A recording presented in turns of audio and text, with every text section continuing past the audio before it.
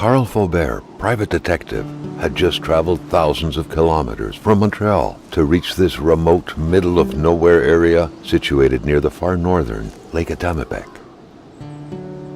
Granted, that was a great distance to cover for a sole client, but word had it that he was a particularly wealthy one.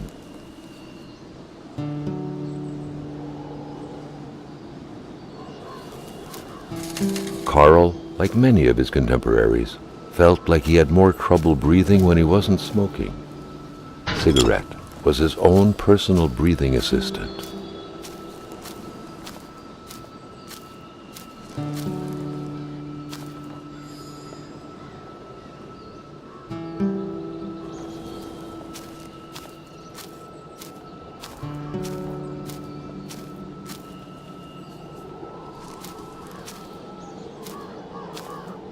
Carl, not knowing what lay on the other side of the bridge, needed to make sure he wasn't leaving anything behind.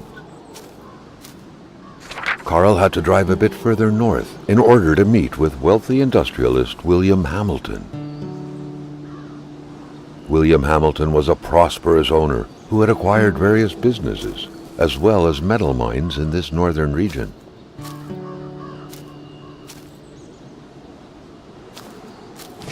Carl, always diligent in his work, always carried his log on him, in which he scribbled down thoughts and leads alike during the course of his investigations.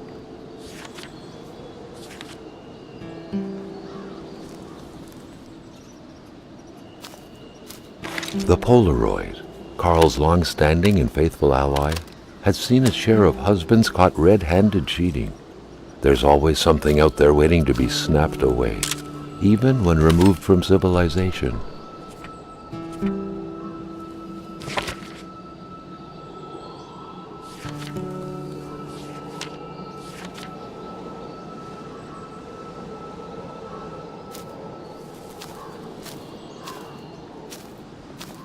Hamilton is waiting for Carl in the general store. It was time for him to get down to business.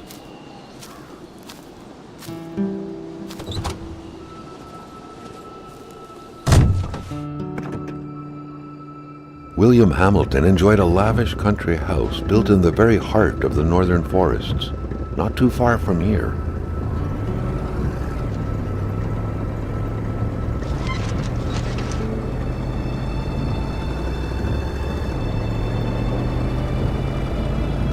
The local populace was divided when it came to the affluent man. Some saw a wealthy philanthropist dedicated to improving the region's economy.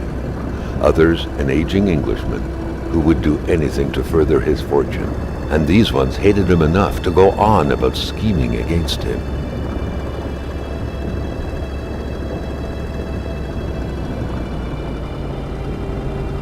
Carl was not made aware that winter would come early this year. The North made clear who was the boss up there: snow, which didn't care much about the date when it felt like dumping its first load of the year.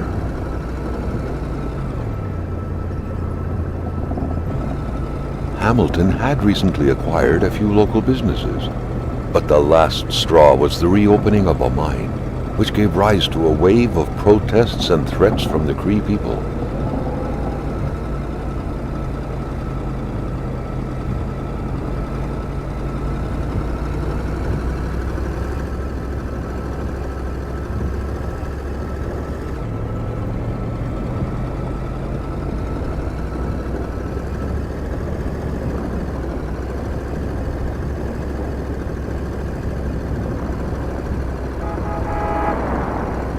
Given these circumstances, Carl reckoned that a good number of people must be feeling compelled to oppose Hamilton in one way or another.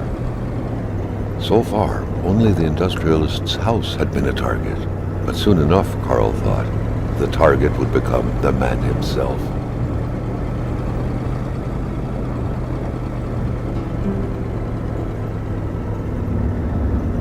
Spanning several hectares of virgin forest blanketed in eternal snow, the Manistan region, comprised mostly of bellowing caribous and inviolate lakes, wasn't exactly touristic. It was said that its lands had harbored the Cree people for thousands of years. But since the Industrial Revolution, it seemed that all they harbored were metal mines.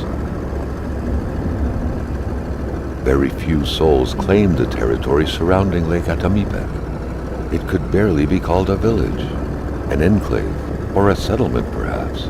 Anything that illustrates middle of nowhereness bordering the backwoods of the Cree Kingdom.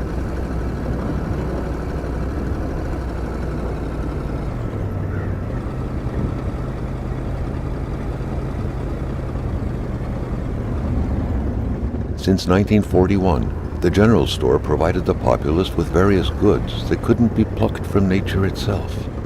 William Hamilton had recently taken over the place.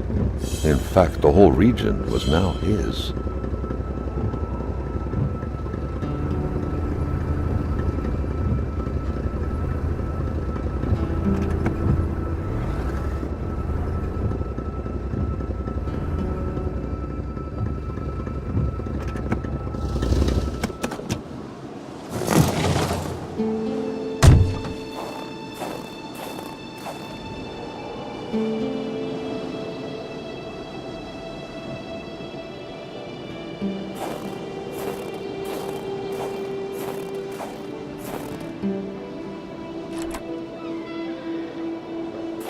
Whatever happened here, things got pretty rough, and not a trace of Hamilton.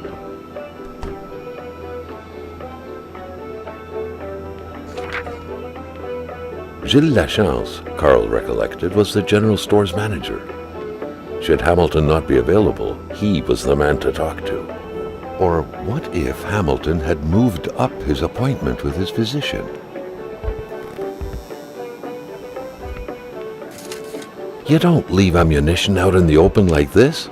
Was Gilles Lachance that careless?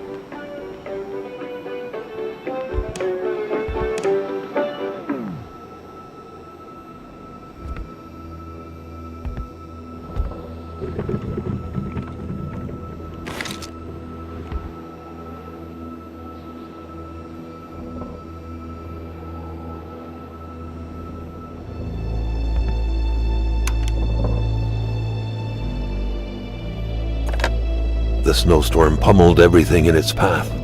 Carl was not surprised when he heard no tone.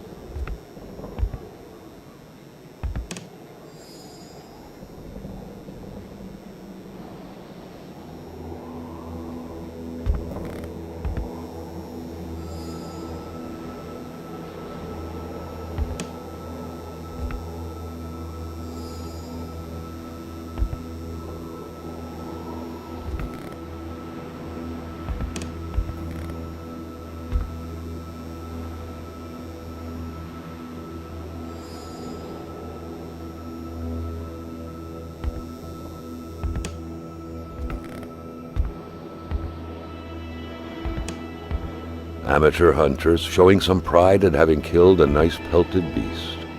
With men like this roaming the area, wolves would become extinct within 10 years, Carl thought. By all appearances, the general store also served as a post office. Letters and packages awaited the locals' daily visit.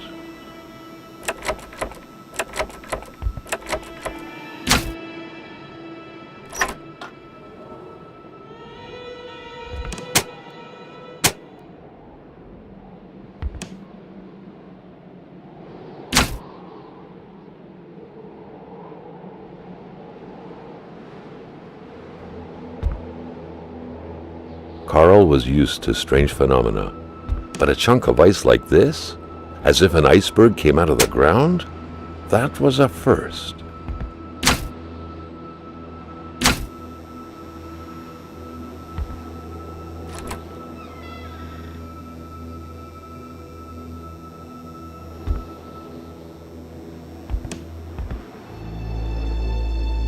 Nothing looks more like a soap from that time than another soap from that time.